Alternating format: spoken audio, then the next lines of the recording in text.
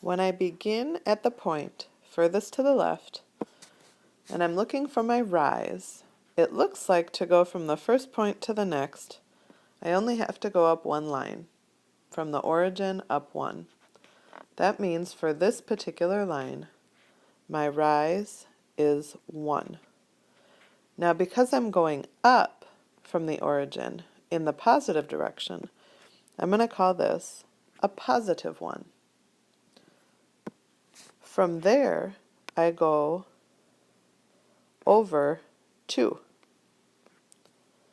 Because that move was also in the positive direction of the x-axis, we're going to call that a positive 2. If slope is rise over run, my slope of this line is a rise of positive 1 over a run of 2. I can't reduce this fraction. 1/2 is in simplest form. So that is my final answer for number 1. Let's move down to number 4, since number 4 has a couple things that are different. First, the dots are much further apart. Second, we've got a line that is going downhill. If you look back in your notes, we know this is going to be a negative slope because if we move from left to right on the graph, the slope is a slide down. We're going to look and see how we calculate that with numbers. I'm going to begin by setting up the same tools that I used in problem number 1. Remembering this is the positive direction for my x. This is the negative direction for my x, my run. This is the positive direction for my rise up here. And the negative direction for my rise is going down. I'm also going to set up my reminder over here. I like to write it over and over again. That's how I start to remember things.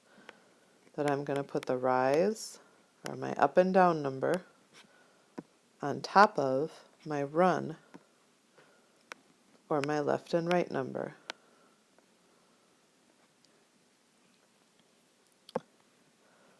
I said before that I usually move from the left point to the right point. It really doesn't matter which direction you go, but I'm going to start there since that's my normal pattern.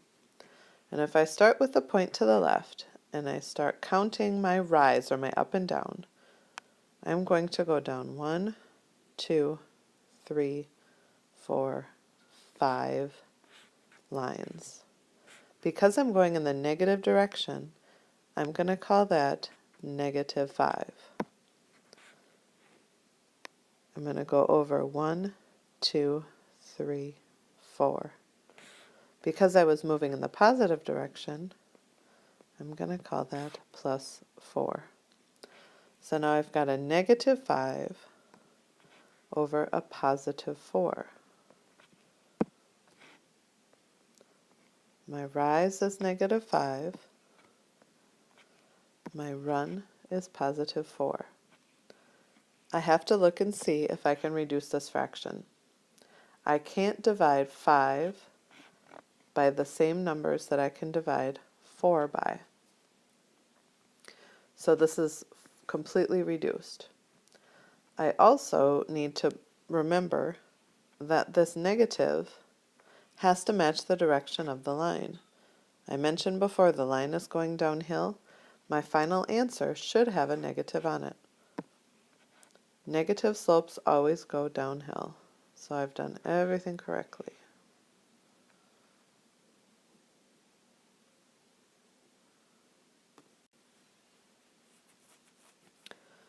The second page of this is a little bit different because you are not given specific dots on the graph that you can use. All this means is you get to select where you put the dots on your graph to measure the slope. The catch is the best way to be correct is to choose spots on the line where the line crosses the grid lines at a perfect intersection. For example, right here, I can see that the line crosses the graph lines, the grid lines, exactly at an intersection. On the other hand, I wouldn't want to choose a spot right here, because if I look very carefully, you can see that there's a little space here. My line doesn't exactly cross this grid line, which means that I don't really know what numbers this particular dot would fall onto. It looks like it would be somewhere in between -2 going this way and somewhere kind of around -1.5 going this way.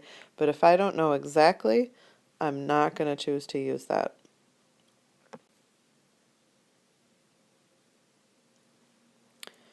So let's get rid of those couple dots, and let's go back to the drawing board.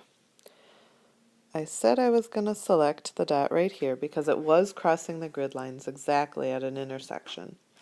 And if I make my way up the line here, I still am not crossing exactly. Everything is in between two grid lines, in between two grid lines, until I get here. This spot right here is a dot that I can use because it's crossing two of the grid lines exactly. Then I know exactly how many steps up or down it's taking to go from one point to the next. So even though it looks like you have choices, you don't always have a choice. This was really the only best choice I have. Now I'm still going to use the same formula. M equals my rise, which we know now is the up and down number, over my run, which is the left and right number. So I'll start here. I'm going to go up 3, 4, 5, 6, 7, 8. I'm going up, so that's a positive 8. And then I'm going to go 1, 2, 3. I'm going right, which on the horizontal number line is the positive direction, so that's positive 3. My slope for this line is positive 8 over positive 3. 8 and 3 do not have common factors. There isn't. I can divide 8 by 2 and 4 and get whole numbers. I cannot divide 3 by 2 and get a whole number. I have to leave all of my slopes as either a fraction, an improper fraction, or a whole number. So I'm done with number 9. Okay, number 16. This is the last one from this page that we'll do together. You can finish the rest on your own. I chose this one because it is another downhill line, which should tell me, unlike the last one we did, that this will end up being a negative slope. My guide is still that I'm going to do my rise, or my up and down number, on top of my run, which is my left to right number. And I need to select two dots that cross grid lines exactly so that I can get an accurate count of how many lines it's taking me.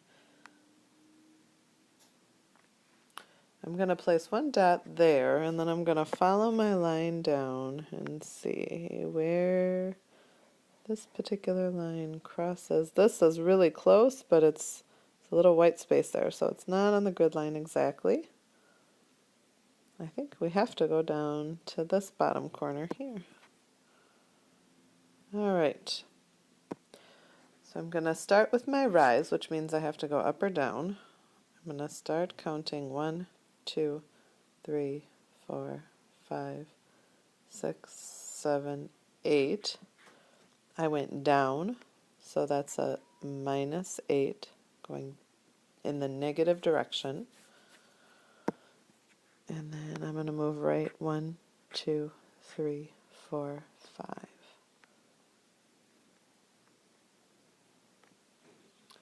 My rise, let's see, my slope equals my rise of 8 over my run of 5. And there is my final answer because I cannot reduce that. And I cannot make it into a mixed number. That's not legal for slope.